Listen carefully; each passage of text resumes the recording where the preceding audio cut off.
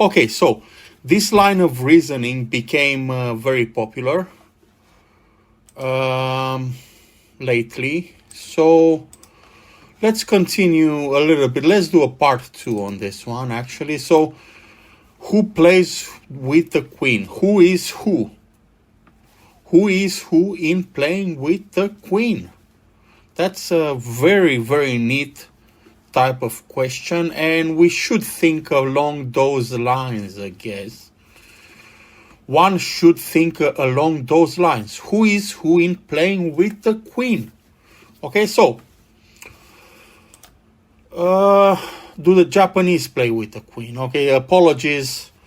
Japanese is a little bit of a sensitive topic regarding myself because, well, I'm Zen Buddhist and I have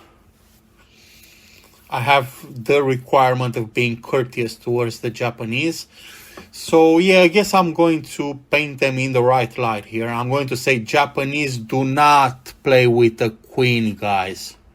That's unheard of. Okay, that's so actually in Japan, being courteous and showing politeness is one of the most important things in social settings. So basically they don't. Okay, so they don't play with the queen. I know there exist jokes about what the geisha is and things like that. Well, get your terminology right, because a geisha is not what you think it is, okay? And the Japanese do not play with the queen. Same as the Chinese, okay? If you want to find yourself in multiple pieces, you may try to go there with the Chinese. And most of the Asian countries, Southeast Asia, Thailand, Cambodia, and other such countries, well, they do not. Okay, so Buddhist philosophy, Taoist philosophy, Shinto philosophy, and other such philosophies, well, they do not. Okay, so it's very, very much against these philosophies to even think of playing with the queen. And so is Hindu philosophy, actually. So, as you know, in traditional Indian circles, the knight walks 10 meters in front of the queen. Okay, so if you want all of your limbs in one place, okay, you don't go there with Indians, and so with Pakistani too. It's funny, so I'm talking Freemasonry here, India and Pakistan, right? So you should study history on this one, I guess. I guess my history is not up to scratch on this particular topic, but India and Pakistan do study your history properly, and I mean Masonic history.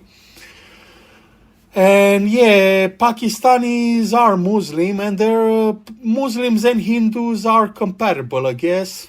They're both philosophies of peace. Both philosophies have very much depth in them. Islam and Hindu, they both have very much depth, and I should recommend you to study both.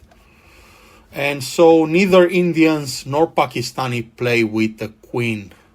Okay, so that's a big no.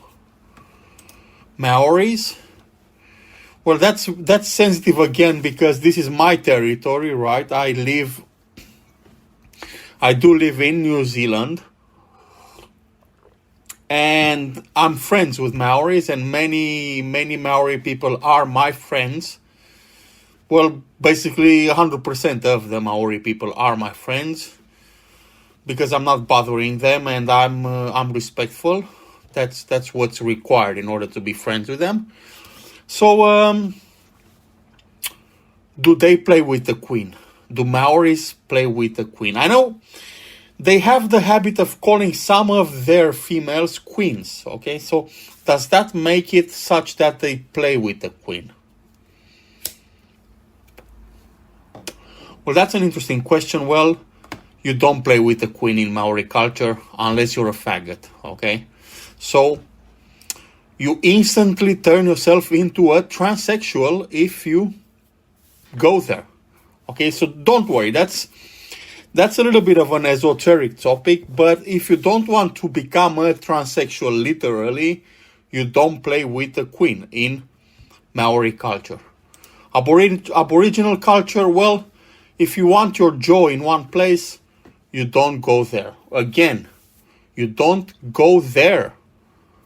That's one of the basic respectful things that are required when interacting with Aboriginal Australians. And the answer is definitely not. They definitely don't play with the queen. All indications to the contrary being false. Okay, it's false. It's definitely false that Aboriginal Australians play with the queen. So I guess I was clear on this one. If you need further